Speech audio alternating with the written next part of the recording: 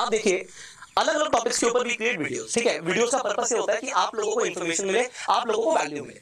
अब ये सारी जो वीडियोस थी इनका समझना क्यों जरूरी था, आपको इस एंगल से देखना है। देखो मैं ये समझ के चल रहा हूँ कि आप लोग अभी क्रिएटर बन चुके हैं या बनने की सोच रहे हैं कि आप एक यूट्यूबर बनना चाहते हैं। आपको ये समझना पड़ेगा किसी भी फील्ड में आगे बढ़ने से पहले भाई पैसा कितना आएगा। अगर मैं एक वीडियो बना देता हूँ उसमें 1000 2000 5000 व्यूज आ जाते हैं तो उससे मुझे पैसा कितना मिलेगा ये समझना है। तो यहाँ पर मैंने सबसे पहले मैं वॉच टाइम को अभी हटा देता हूँ। वॉच टाइम हम थोड़ी सी देर में डिस्कस करेंगे। हमें नंबर 1 समझना है नीश। मैं किस नीश में कंटेंट बनाता हूं, this is highly important, highly important. अगर मैं सिर्फ और सिर्फ व्लॉग्स बनाऊंगा, मैं आपको बता रहा हूं, आप देखेंगे व्लॉग्स के अंदर जो आपको आरपीएम मिलेगा, रेवेन्यू पर माइल मिलेगा, वो आपको 100 से कम मिलेगा जनरली। मतलब अगर आप किसी और भी यूट्यूबर से पूछेंगे जो बड़े यूट्यूबर्स हैं वो आपको बता सकते हैं कि ब्लॉगिंग के ऊपर क्योंकि देखिए ऐड उसी तरीके से लगेगी। आप इस तरीके से सोचिए, यहाँ पर एक तो आप कंटेंट क्रिएटर आप सोच रहे हैं, आप एक तरफ ये सोचिए कि आप एक बिजनेसमैन, आप एक कंपनी चलाते हैं, आपकी कंपनी से सेगमेंट में काम करेगी, आप उसी तरीके की यूट्यूब ढूंढेंगे। मान लीजिए आप प्रोटीन बनाते हैं तो भैया प्रोटीन की कोई भी सप्लीमेंट की ऐड मेरे चैनल पे नहीं चलेगी क्योंकि मैं फिटनेस का कंटेंट बनाता ही नहीं हूं। ये अलग बात है, मैं फिट होना शुरू हो गया हूं तो थोड़ी सी लूज हो रही है, तो मैं बताऊंगा आपको इसके बारे में। मेरे पास टाइम नहीं मिला टेलर में जाने का, so I will buy new shirts, थोड़े बहुत पैसे आ रहे हैं हमें तो बना लेंगे। तो मैं आपको क्या समझाने की कोशिश कर रहा हूं कि फिटनेस का कंटेंट मैं क्रिएट नहीं करता, इसलिए फिटनेस की एड्स मेरे चैनल पे नहीं आएंगी, सप्लीमेंट की नहीं आएंगी, प्रोटीन की नहीं आएंगी। बट कोई अगर फिटनेस के ऊपर यूट्यूबर है तो जो आदमी सप्लीमेंट बेच रहा है वो किस पे ऐड लगाएगा, वो फिटनेस वाली वीडियोस पे ऐड लगाएगा।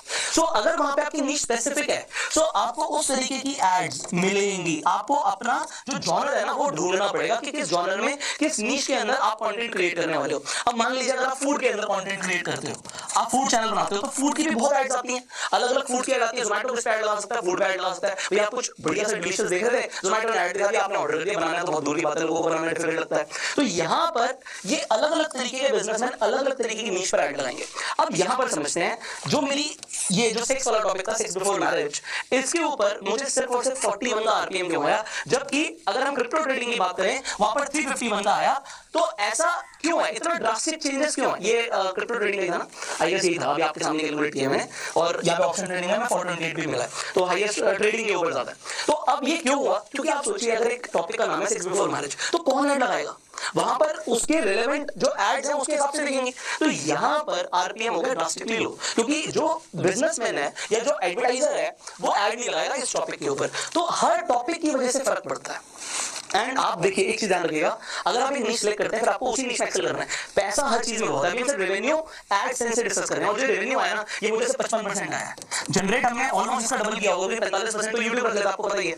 तो अब मैं आपको क्या क्या समझाने की कोशिश कर रहा हूँ कि अगर आप नीश सेलेक्ट कर लेते हो, मान लो मैंने ट्रेडिंग के ऊपर वीडियो बनाया, तो भैया आपको पता है क्रिप्टो करेंसी आज की डेट में बहुत ज्यादा पॉपुलर हो रहा है। जो क्रिप्टो करेंसी वाली कंपनी है उनका बहुत फंडिंग और बहुत पैसा है, तो क्योंकि बहुत पैसा है तो दबा के ऐड भी लगा रहे हैं, उन्हें यूजर्स चाहिए, क्योंकि वो ऐड लगा रहे हैं। ऐड लगाने से हो क्या रहा है, अगर आपका आप मान लीजिए आप क्रिप्टो के ऊपर वीडियोस बनाते हैं, आप क्रिप्टो इन्फ्लुएंसर है, so what is gonna happen, आपकी वीडियोस पे एड्स अच्छी आएंगी और आपको आरपीएम अच्छा मिलेगा। अब हो सकता है कोई क्रिप्टो इन्फ्लुएंसर वीडियो देखा हो गया यार मेरा आरपीएम इससे थोड़ा कम है, मैं आपको बताता हूं इसका रीजन क्या हो सकता है। जब आपके सब्सक्राइबर्स बढ़ने लग जाते हैं, आप पॉपुलर हो जाते हैं, तो जो कंपनी के ओनर्स हैं वो डायरेक्टली क्या करने वाले हैं, वो ये करने वाले हैं यार एक काम कर पुष्कर राज ठाकुर के चैनल पे ऐड लगा दे।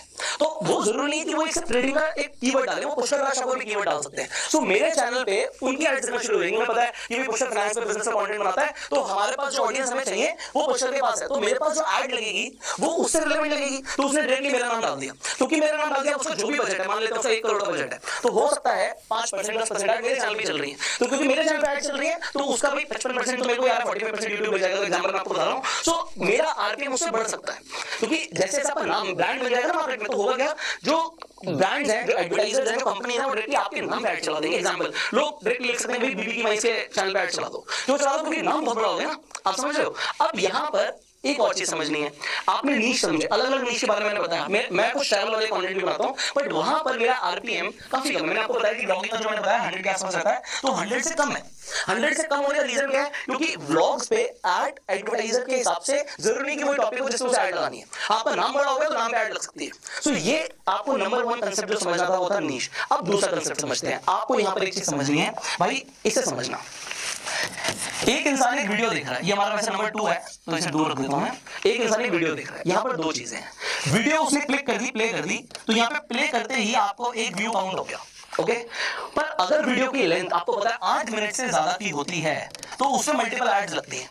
मैं कोई अपनी तरफ से मल्टीपल एड्स लगाता है, यूट्यूब अपने आप जो उसे लगाना लगाता है, हमको भी ये नहीं लगता कि बीच बीच में अलग से ऐड लगाएं, उसे अपने आप जहां पे लगता है कि ऐड प्लेस करनी चाहिए कर देता है। मेरे ज्यादातर कंटेंट 8 मिनट से ऊपर के होते हैं, क्योंकि 8 मिनट से ऊपर के होते हैं, यहां पर मल्टीपल एड्स लगती हैं, और मल्टीपल एड से फायदा क्या है, व्यू तो एक काउंट हुआ, बट वहां पर जब आप सीपीएम की बात करोगे, सीपीएम जो होता है प्लेबैक बेस्ड होता है, तो यहाँ पे इसे भी समझना है आपको थोड़ा। प्लेबैक बेस्ड का मतलब क्या है, प्लेबैक बेस्ड का मतलब ये होता है कि कितनी बार ऐड चली है।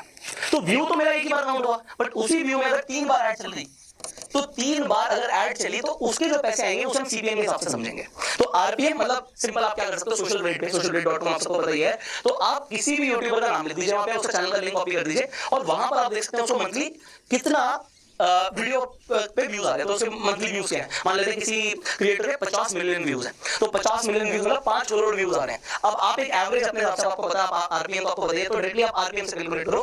तो अगर आपको लगता है कि इसके चैनल पे भाई आपको लगता है कि 100 का या 200 रुपीज का आरपीएम आ रहा होगा, तो आप मल्टीप्लाई करके देख सकते हो कि उससे पैसा कितना आ रहा होगा। कुछ लोग सोचते हैं यूट्यूबर ही तो है, क्या ही कमा रहा होगा, पर यहाँ पर मैं आपको बता रहा हूँ, देखो मैं तो कोई बहुत बड़ा क्रिएटर नहीं हूँ, उससे बहुत बड़े बड़े क्रिएटर्स हैं मार्केट में जो कि करोड़ों रुपए सिर्फ एडसेंस से कमा रहे हैं। और आप जब उनसे पूछेंगे ना, आप अगर उनसे पूछेंगे कि भाई एडसेंस से जो इनकम आती है आपकी टोटल इनकम का कितना परसेंट है, तो बोलेंगे 5-10% है। मतलब आपको ये करोड़ में कमा रहे हैं वो भी 5-10% है, क्योंकि अभी हमने मोनेटाइजेशन का सिर्फ एक ही एस्पेक्ट डिस्कस किया है, जो कि है एडसेंस रेवेन्यू। क्रिएटर जो है वो बहुत तरीकों से कमाता है, हमने अभी आगे की बात ही नहीं करी। तो अब हम आगे समझते हैं, क्योंकि जल्दी जल्दी मुझे कुछ पॉइंट्स आपको समझाने हैं। तो यहाँ पे मैंने आपको बताया कि अगर आपकी वीडियो 8 मिनट से लंबी है तो आपको मल्टीपल एड्स का फायदा मिल सकता है। अब यहाँ पे दूसरी चीज देखो, सबसे जरूरी क्या है।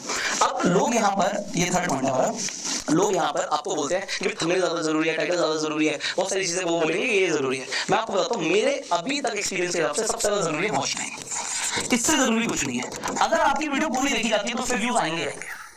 मेरी 40 मिनट 50 मिनट की वीडियो पे व्यूज कैसे आ रहे हैं, क्योंकि वो पूरी देखी जा रही है। देखो सॉन्ग्स पे मिलियंस में व्यूज होते हैं, क्योंकि सॉन्ग लोग पूरा सुनते हैं भाई, बट वहां पे आरपीएम कम हो सकता है। ठीक है, मुझे उसका आरपीएम का कोई आइडिया नहीं है, तो जो नहीं आता वो साफ मैं बोलूंगा मुझे नहीं आता, तो टी सीरीज के मालिक से पूछना पड़ेगा भाई कितना पैसा आ रहा है। बट आप खुद एस्टिमेशन लगा के मुझे कमेंट कर सकते हैं कि टी सीरीज को मंथली रेवेन्यू कितना आता होगा यूट्यूब से। आपकी थोड़ी सी होमवर्क हो जाएगा और लोगों की थोड़ी सी आंखें भी खुल जाएंगी, तो आपको समझ आएगा।